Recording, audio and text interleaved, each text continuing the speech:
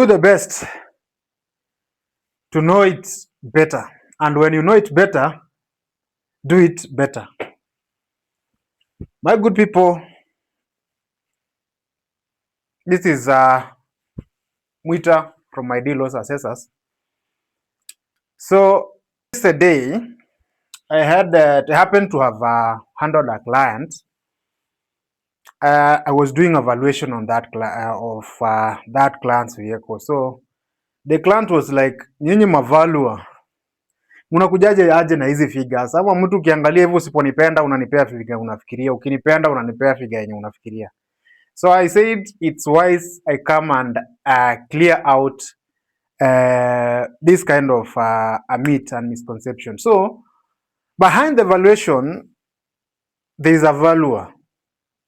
And a valuer should be technical enough to explain to their client in terms of a report on what normally happens. So today, I'm going to inject knowledge about valuation and how it normally occurs. So behind me is a board here of an explanation on what normally happens during valuation. So once I come and value your vehicle, take photos, check the mileage, confirm the chassis number against the logbook, if all the details are matching, there's now behind that, I can call it photoshoot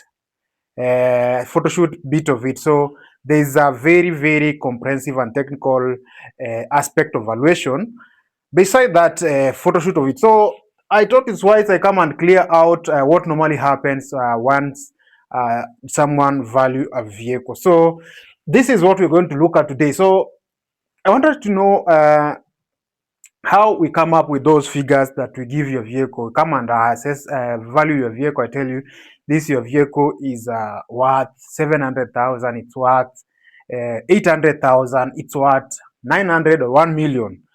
Depending on the vehicle, the factors that we normally consider, because I can tell you we consider about the year of manufacture of that vehicle, the usage, the mileages, vehicles, vintage vehicles, and so many things, tuned vehicles. So there are so many aspects that we put into place before we come with those kind of figures. So with me here, I want us to understand how valuation is normally done. So there are two methods of doing valuation. So on this table, you can see here, we have a straight line depreciation method, reducing balance depreciation method. So I can start with explaining on how straight line depreciation method works. Then we'll go to reducing balance.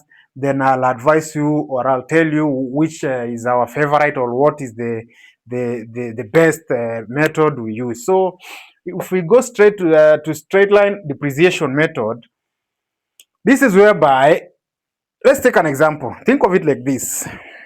You bought a vehicle in the year 2021. Up now, that vehicle, you've been having that vehicle, let's say, or we can go on this side.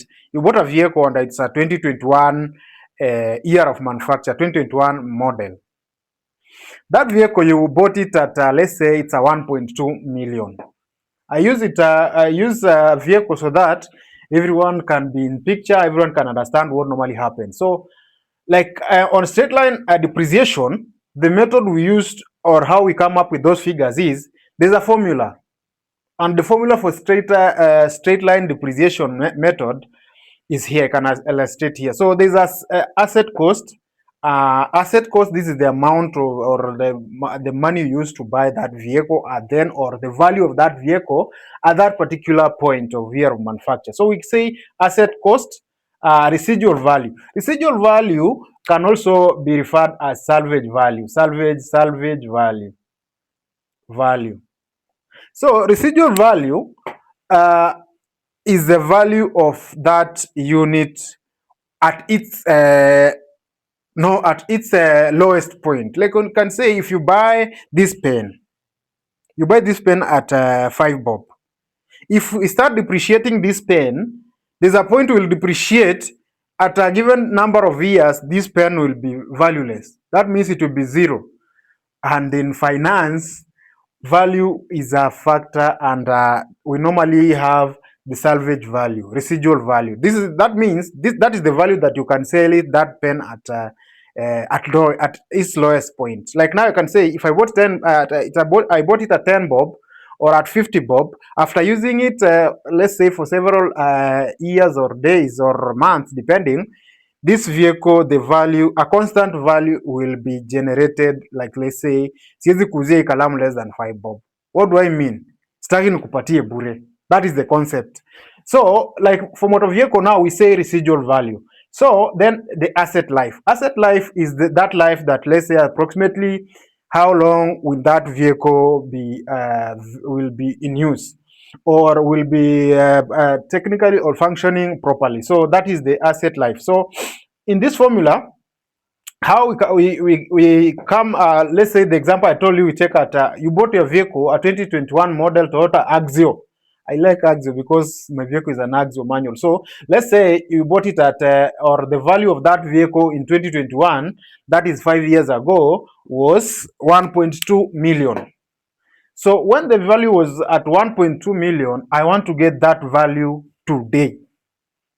That is 5 years down the line.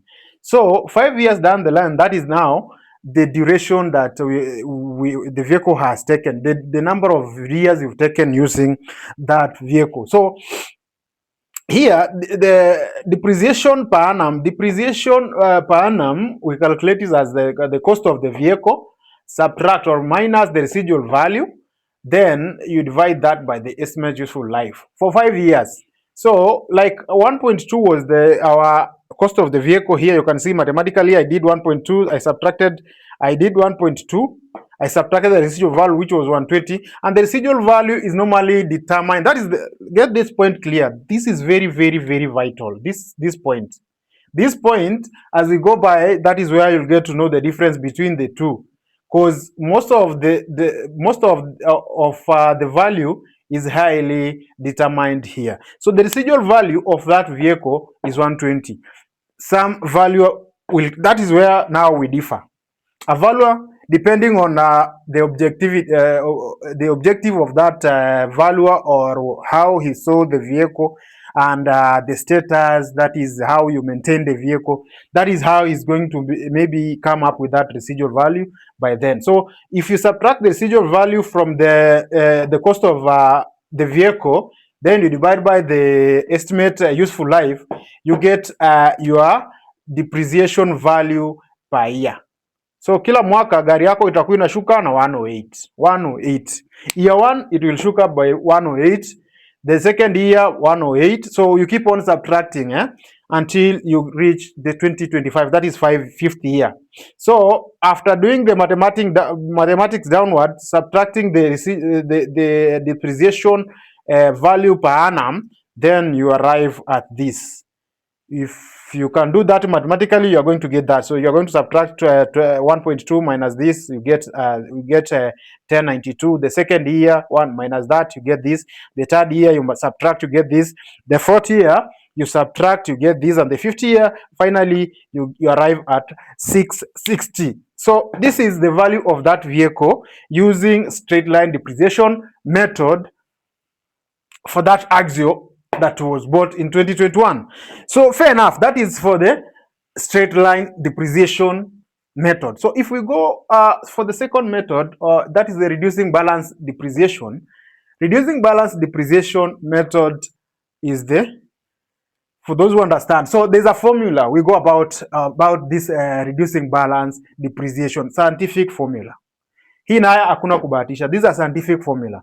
So scientific formula that we use to calculate this depreciation method is indicated here. Don't worry about hizo mambo mingi 1 raised to power negative n r over 1, then you multiply by the square root of that 100%. That is the scientific formula used to calculate depreciation, whereby this R is the residual value. This is the actual cost that you use to buy that value multiplied by the percentage of that vehicle. Now, in reducing balance depreciation method, the core or the very important aspect to note is this percentage. That is why I indicated this in a different color, so that I can explain to you how this 10% normally comes. So look, in the according to tax revenue guidelines and evaluation guidelines that is in our country now, vehicles that we normally import are let's say 6 years, and there's a chart that gives the value, the percentage that we should be using, we as valuers and the QSI valuers normally used to give the value of that vehicle when you import it. So like we can say here, for values for vehicles that are less than 6 years, the rate across all board is normally given at 10%. 10%. So once you bring your vehicle, or I come and value your vehicle, I'm going to knock it. The standard rate should be 10%. This 10% could vary depending on how you kept your vehicle. You mean as a niko na Axio, the same year na uko na Axio, same year, same feature, everything standard, but venye nimeweka gari yangu ni different venye umeweka gari yako. Serviceability za gari zangu iko hivyo. Nikienda kufanya valuation, when I go for road test, kweche kila mahali, noise, smell, everything, the value of that vehicle will be different from the other vehicle that had a well-maintained condition, and that way we are going to use 10% to knock down the value of that vehicle that is 1.2 million with very well maintained standards. So if yours is not well maintained, I might decide to knock it with maybe 12% or even 15%, depending.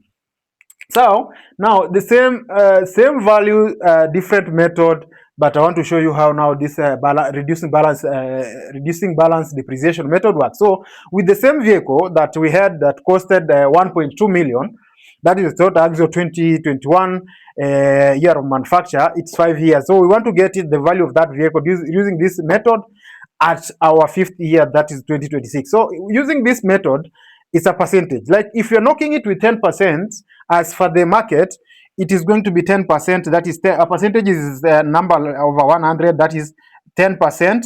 That is 10 over 100. You multiply by the initial value, you get your first value. That is the first value. Then the amount that this vehicle will have depreciated in 1 year.